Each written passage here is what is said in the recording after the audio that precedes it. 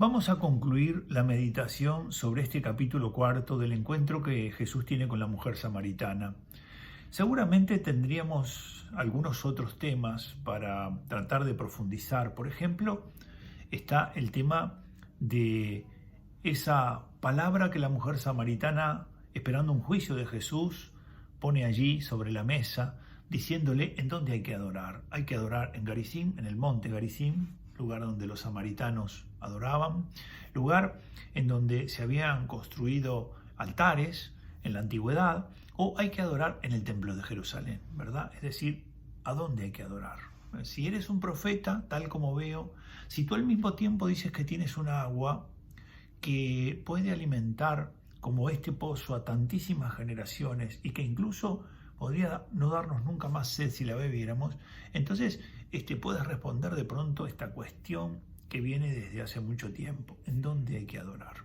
Jesús da una respuesta aún mucho más profunda que esto. No es cuestión de lugares, ni en Garizim ni en Jerusalén. ¿Por qué? Porque llega el tiempo en que los verdaderos adoradores adorarán en espíritu y verdad. El Espíritu Santo va a ser dado y ese Espíritu Santo en nosotros se volverá, diríamos, la disposición adecuada para la adoración del Padre, porque se va a revelar el Padre como la fuente de la adoración. Pero me quiero detener hoy en una realidad que acontece y que nos ayuda a nosotros también a repasar algunas cosas de nuestra vida de fe y de nuestro camino espiritual. Recordemos que en el versículo 28 de este capítulo 4 se dice algo que hace la mujer y que a primera vista uno podría decir parece un dato menor. ¿Cuál podría ser el sentido de registrarlo? Dice el apóstol Juan en este evangelio, dice, y llegaron sus discípulos y se admiraban de que hablase con una mujer. Recuerden que ya habíamos dicho que por un lado era samaritana y por otro lado Jesús, que es considerado un rabí, un maestro, en general los maestros no se detenían en la vía pública a hablar con mujeres, salvo algunos casos. Algunos dicen que Gamaliel lo hacía. De manera que este es un elemento que llama la atención de los discípulos, pero aquí lo que me importa es especialmente este versículo 28. La mujer, por su parte, han llegado los discípulos, dejó su cántaro y se marchó a la ciudad. Ha puesto esto San Juan, un pequeño dato que evidentemente el apóstol considera importante, porque el cántaro para ella era muy valioso. El cántaro era lo que a ella le daba seguridad, lo que permitía a ella realizar eso que tanto necesitaba, que era sacar agua del pozo. Por eso el cántaro le daba seguridad. Pero en este versículo se nos dice que eso que le daba tanta seguridad lo ha dejado. Y uno, lo primero que se pregunta es ¿por qué? ¿Por qué habrá dejado el cántaro? Todos sabemos que el encuentro con Jesús nos cambia. Todos sabemos que este encuentro con Jesús nos cambia porque tiene que ver con que vemos lo mismo, pero ahora lo vemos de otro modo. Siempre recuerdo lo que me decía un amigo sacerdote en su proceso de conversión. Me decía que aquella mañana primera, cuando comenzó a salir en dirección del trabajo, luego de haber dado un paso en donde había experimentado fuertemente la presencia de Dios en su vida, miró el cielo, las estrellas, el universo, miró todo lo que estaba allí frente a él en una mañana hermosa y dijo, todas estas cosas Dios las ha creado para mí. Es decir, lo que todos los días estaba frente a él, lo que todos los días veía, ahora los ha reconocido de una manera nueva. Ahora son creación de Dios y están relacionados con Él. Y se ha admirado de la obra de la creación de Dios y también del amor que Dios tiene por Él, porque ha descubierto que esto que llena su corazón de admiración, Dios lo ha creado para Él. Por eso hay cosas que nos dan seguridad, hay cosas que nos cambian, Jesús nos cambia y nos hace ver las cosas, las que vemos todos los días, de otro modo. Pero evidentemente que tenemos que llegar a la conclusión de que ha dejado el cántaro porque ha encontrado algo más valioso que el cántaro. Ha dejado el cántaro porque entiende que ahora hay algo más importante que tiene que hacer. O en algún momento pondrá el cántaro en el lugar que corresponde.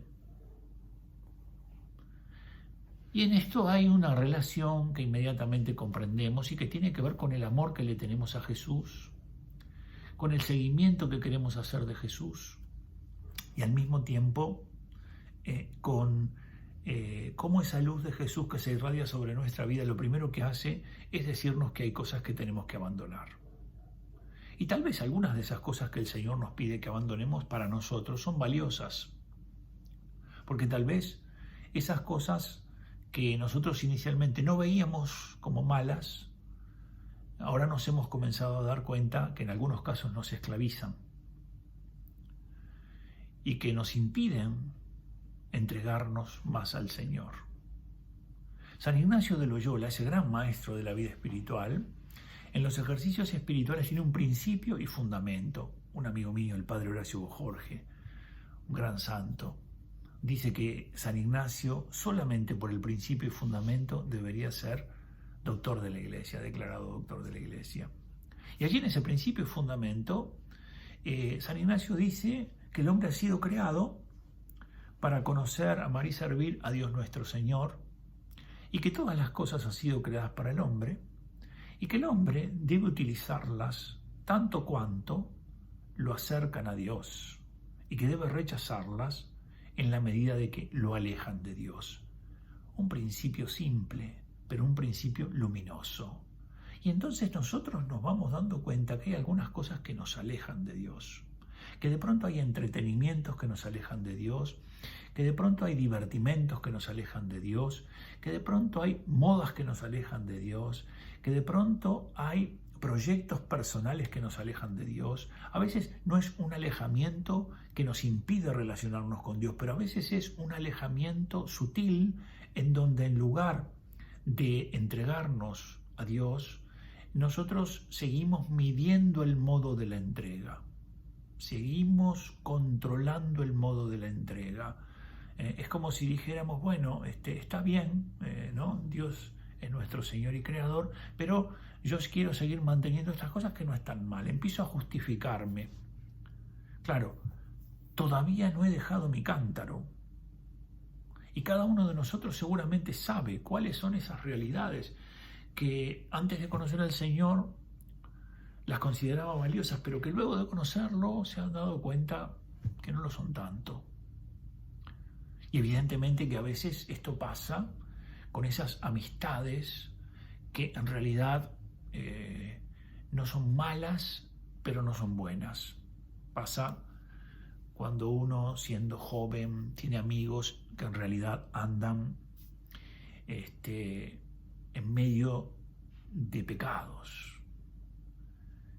Y uno se pregunta, pero bueno, somos amigos. Bueno, pero lo que pasa es que lo que el otro haga con su vida y las cosas que el otro decida no pueden coartarme a mí la libertad de poder vivir de acuerdo a las enseñanzas que el mismo Jesús me ha dado.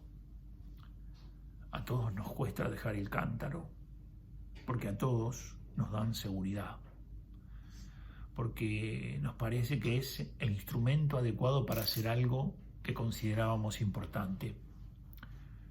Pero mucho más importante es el Señor, mucho más importante. Y por eso es un buen signo tratar de ir viendo cuáles son esas realidades en nuestra vida que en realidad no nos permiten ordenarnos hacia el fin. No nos permiten ordenarnos hacia el fin.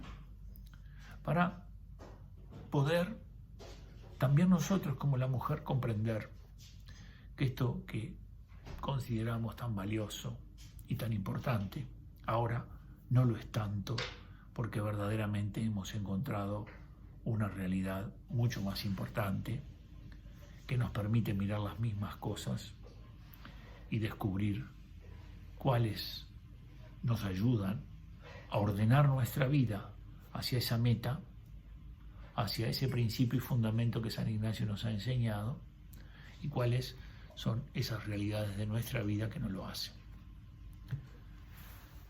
Dice el texto, la mujer, por su parte, dejó su cántaro.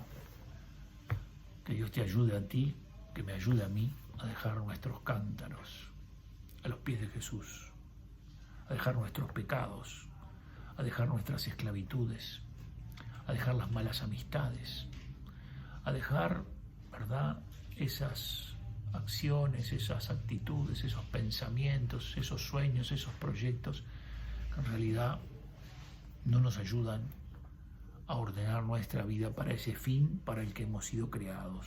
Como dice San Ignacio, hemos sido creados para conocer, amar y servir a Dios nuestro Señor.